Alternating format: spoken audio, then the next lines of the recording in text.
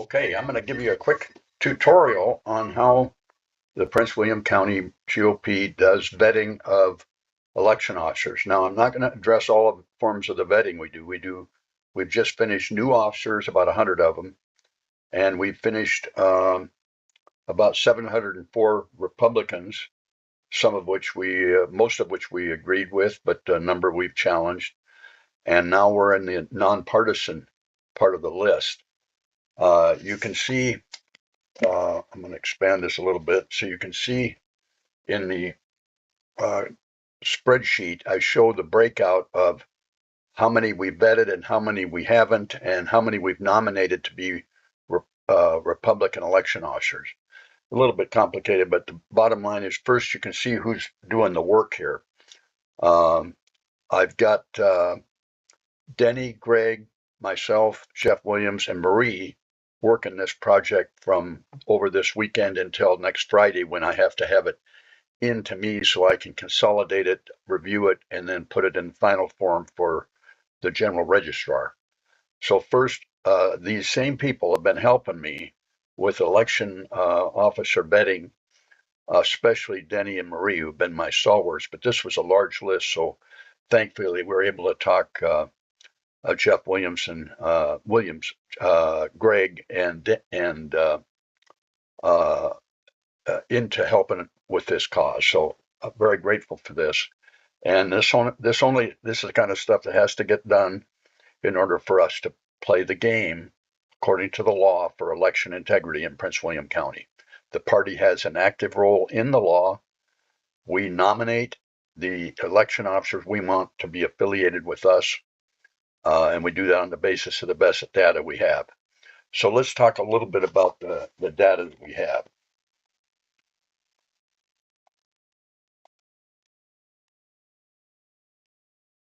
Okay, so on the left is the form that I will give you the link to the GOP data, or you've already got the link to it. If you have any problems getting access to it, just let me know. But otherwise, you just open up, find a voter.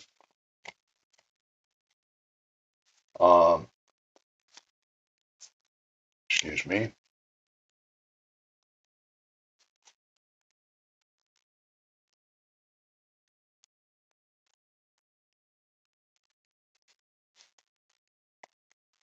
So we'll open up the find the voter form, which you're looking at here.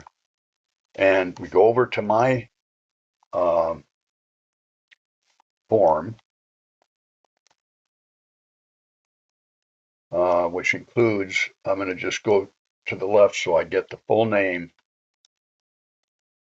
And then I can see the voter ID, which I've highlighted here. I'm going to Control C, capture the number, go over to the form, Control V to paste it in, and let's see what we get.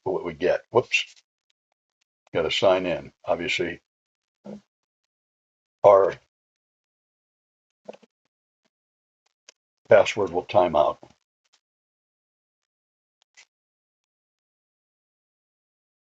Here we are. Try it again.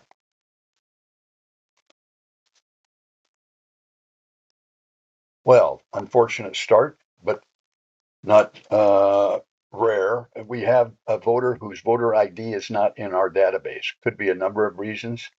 No use in speculating on them, but when that happens, what I do is I go to the name, full name, I copy it. I go back to the form, I whack the voter ID number, and I put the name in to see if I can get a hit. Now I've got Jones, Kathleen Marie, weak Republican, and Kathleen Ann.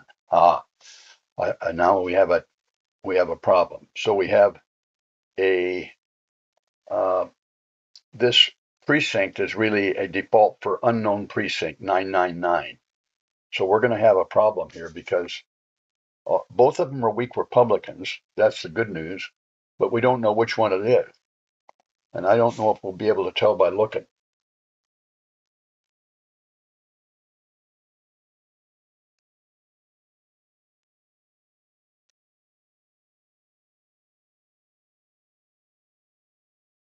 This one says her precinct is Yates Ford. So let's go back and see about this one.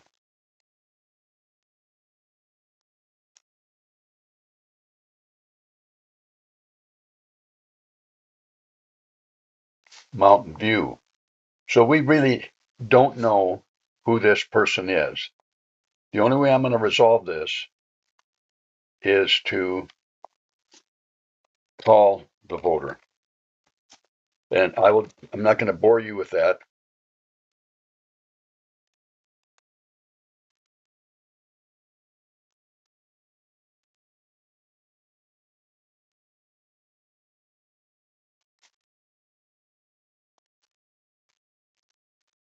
That's just a note to me. I'm not going to finish this with you right now, but I'm going to go through the process and then come back and call those two voters and see if I can figure out which one it is. And you're welcome to do that as well. If you can take time to resolve those questions by contacting the voter, recognize that probably 1 out of 5 will answer the phone at best. But if they're Republicans, they don't mind you calling. In fact, my experience has been that they've been quite appreciative of the fact that we go through this process. So now I'm going to go to the next one.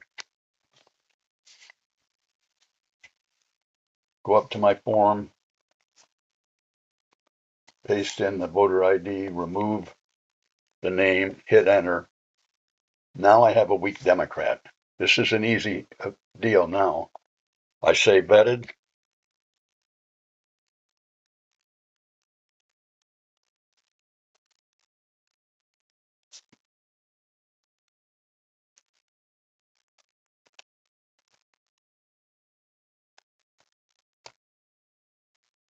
I'm completing the record on this other one I just did, making a note that there was no match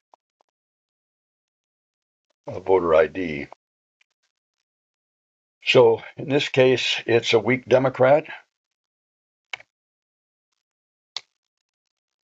and my job is done. Go to the next. We're not going to do analysis on weak Democrats and hard Democrats. We'll just pass them on by. Go back, paste the next one in. Unfortunate, no match. So again,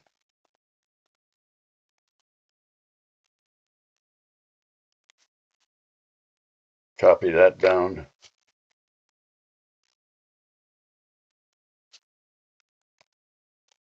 And I'm going to take the name,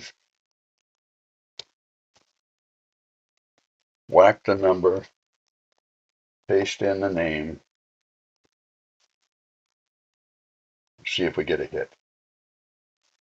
Well, no, none for Catherine, but let's take the first name out. Let's see if we can get a hit on the last name. Lots of them. 16 matches. So do we have anything that looks like a Catherine? Nancy Catherine?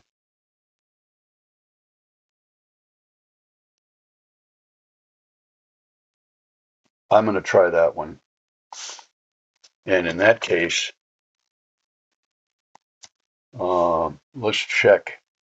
She's supposed to be in 102 precinct, but they're carrying her in 207. So I don't think we have a match.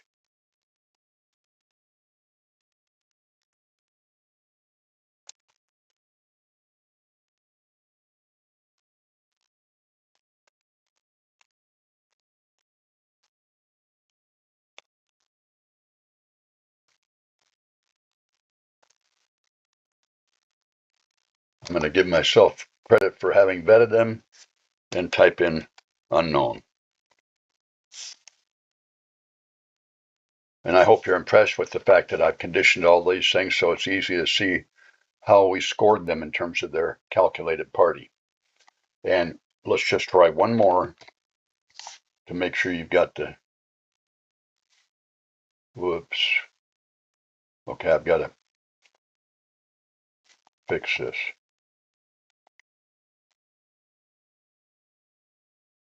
Yeah, I had inadvertently deleted the name. In that case, because this is a calculated field, you can just copy the one above and it will recalculate the data that's supposed to go in there. Okay, sorry for that. Now, let's copy this one over back to our form.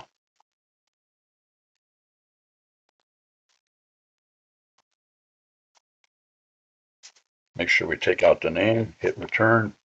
Now we have a hard Democrat, another easy case. So I go straight to vetted, straight to HD, and my work is done. I wish I could find, I'm going to try one more to see if I can get a weak Republican. Copy.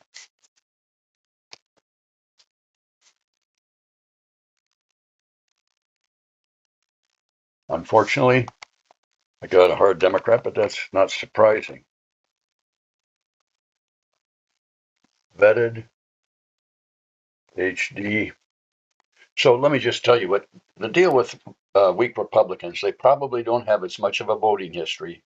They may have only voted in one primary, or sometimes one Democrat and one Republican primary. And in those cases, I just have to look at the rest of the data to see if there's something about the voter that would draw my attention. So let's go up to this one. In this one,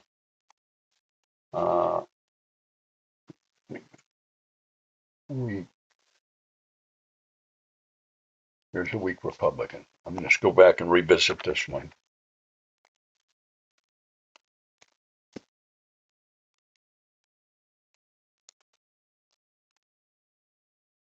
There she is, weak Republican.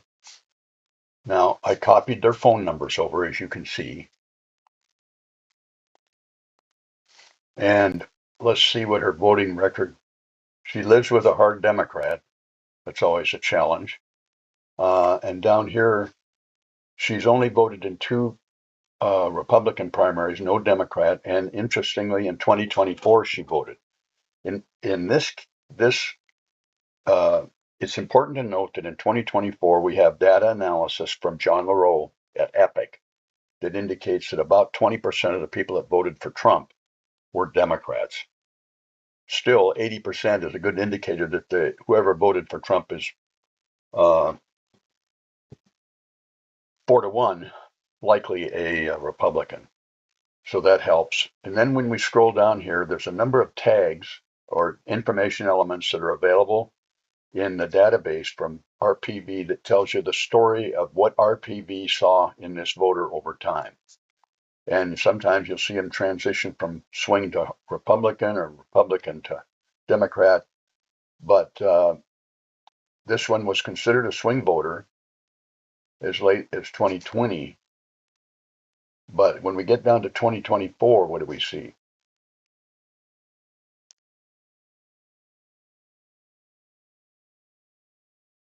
And what we see is they didn't assess them as in the bank. They were assessed in 2022 as having been displeased with restrictions that had to do with COVID. They were concerned with crime. They're married and suburban. But I just couldn't see anything that made me convinced that this person would be a reliable Republican election officer. So I did not nominate her to be a Republican affiliated election officer. So I hope that makes sense. I'm glad I got a chance to revisit that with you. Okay, so thank you so much. If you have any questions, call me at 571-244-3638. And the sooner you can finish this for me, the better. I do have to go back through in every case. I will be reviewing the recommendations you made, so you're not going to have to worry about having the final say. But I want your recommendations so I know where to start in my thinking. So thank you so much,